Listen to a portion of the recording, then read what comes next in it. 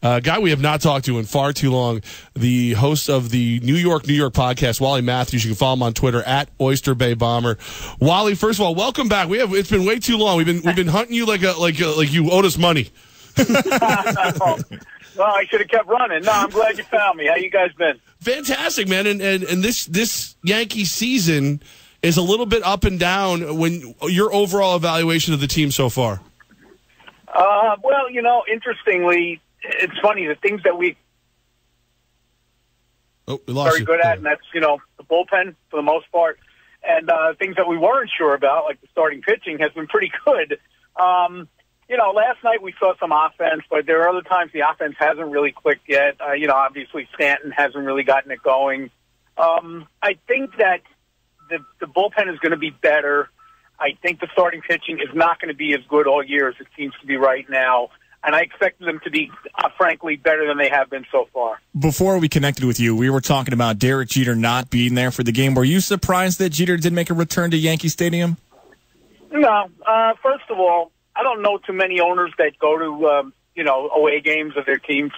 I don't know if Hal Steinbrenner has ever, made a road trip with the team.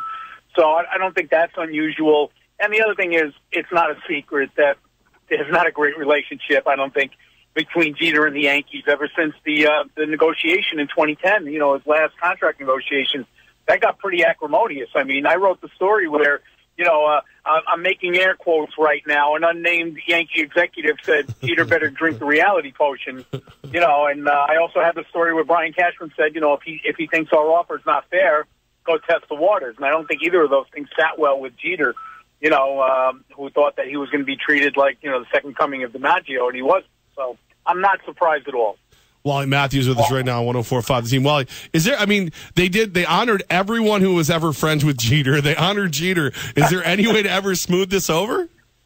Did they bring all his girlfriends out, too? I mean, God, that would take a month.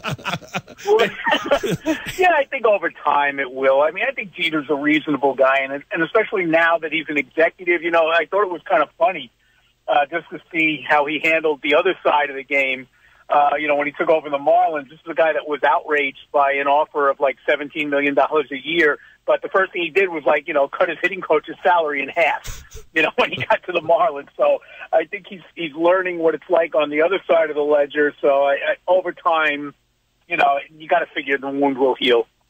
Wally, when you look at Didi Gregorius, I actually was talking to Buster Olney, and I said I thought he was the most talented Yankee as of right now, and he laughed in my face. Really? Yeah. I mean, obviously he's a big Judge guy at this point, but I think Didi might be undervalued by a lot of people. Well, here's the thing with Didi. I mean, the first month he was here, everybody thought it was a disaster. Like, what? This guy?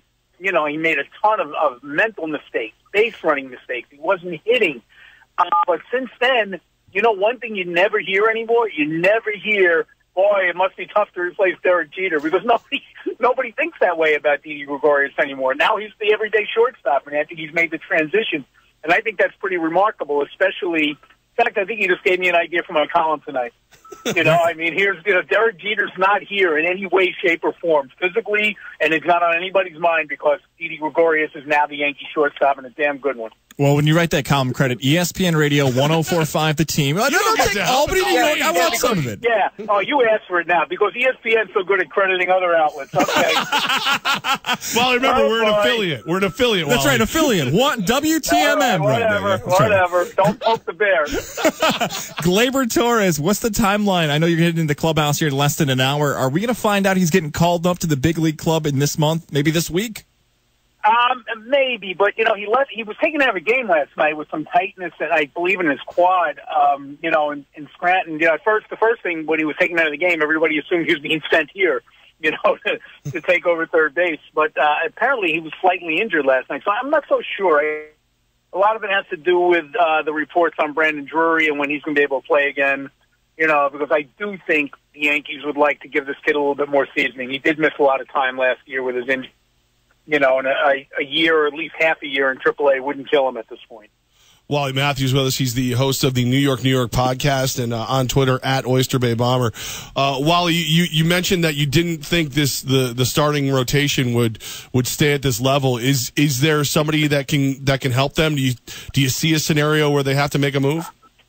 Well, but I was kind of surprised that they didn't go out and get at least one other top flight pitcher, because at this point, they got a 5-man rotation. One of them is Jordan Montgomery, and one of them is Sonny Gray, who, I really like personally. I think he's got a compelling story, but he has not really pitched well as a Yankee. And I know, there are extenuating circumstances. The guy didn't always get the best run support, but I think he's been a little bit of a disappointment, and they don't really have a backup plan. I mean, after that, now you're digging down into the Luis Cessas of the world. It's probably not what you want to do when you expect to be a contending team. So it kind of surprised me in the offseason that they didn't make more of a push for somebody. And at this point, there's not going to be anybody available till around trade deadline time. Any update on the future of Jacoby Ellsbury with this franchise? Who? I really hate to laugh because I like Jacoby. I really do. I'm one of the few guys who actually gets along with him. Not that nobody gets along with him, but I talk to him and I kind of like him, But, geez, I mean, I have never. Either this guy is the most unlucky guy in the world, or he just doesn't want to play. And I would hate to think it's the latter. I really would. Is there an exit strategy with him? I mean, obviously they want to move on to the younger guys, but how do you move a guy who has a no trade clause? The only way is if you agree to. Well, first of all, you have to persuade him that's in his best interest to go somewhere else, that he'll get more playing time. That he might be able to go to. But see, when you play for the Yankees, how do you say we're going to trade you to a winner? It's kind of tough. And the other thing is you're eating the salary. And Hal Steinbrenner has shown a reluctance to do it. Don't forget how long he waited with A-Rod. Wally, with all these moves, before we let you go, is Bryce Harper still on the Yankees' radar, you think? Interesting. I thought that Stanton pretty much ended that conversation, quite honestly, because where are you going to put him? Right. And do you really want to add another guy with that kind of a paycheck? But who knows? I mean, it's funny. For a while there, I thought Hal Steinbrenner was kind of like the sensible Steinbrenner, and I think I do think he still is. But taking on the Stanton contract kind of surprised me somewhat, because he's going to be here till 2027.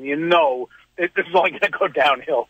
Even if he has a good year here, 4 or 5 years from now, people are going to say, "We're paying how much for that guy?" So.